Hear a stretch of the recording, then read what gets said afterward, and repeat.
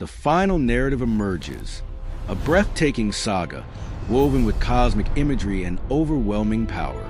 It is the last book, the climax of human history, the apocalypse, a vision granted to the Apostle John on the island of Patmos, which unveils the destiny of the world and the definitive triumph of light over darkness. The curtain of time opens with the sound of 7 trumpets, announcing a series of cataclysmic events that will shake the foundations of the earth.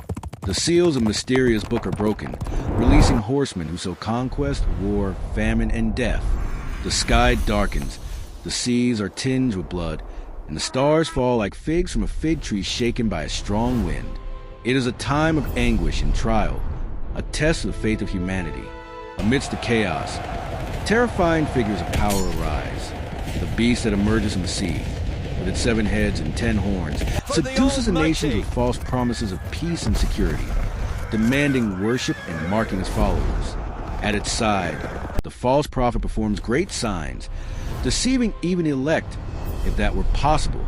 Babylon, the great prostitute, intoxicates the kings of the earth with the wine of her immorality, symbolizing corruption and arrogance of worldly systems.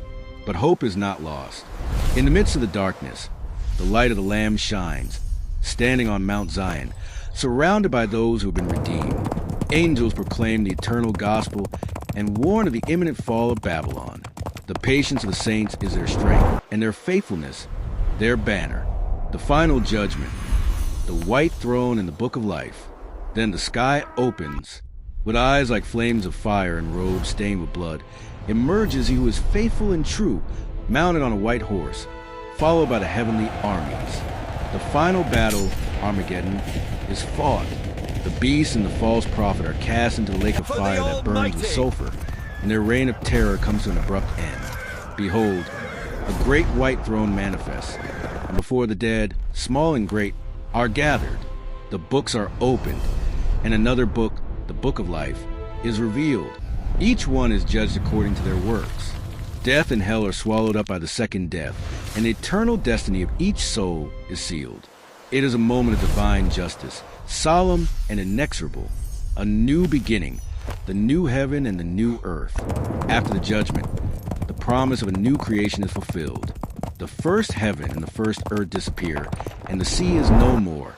And from the heavenly heights, the new Jerusalem descends, adorned as a bride for her husband, a city of pure gold, with foundations of precious stones and gates of pearl. In it, there is no more mourning, nor pain, nor death. The former things have passed away. God himself dwells with humanity, wiping away every tear from their eyes. A river of the water of life, clear as crystal, flows from the throne of God and the Lamb, and on its banks grows the tree of life, whose leaves are for the healing of the nations.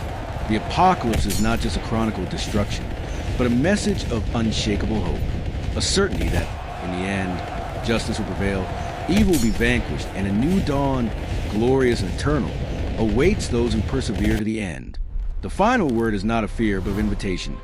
The Spirit and the bride say, "Come," and let the one who hears say, "Come." Enjoyed this content?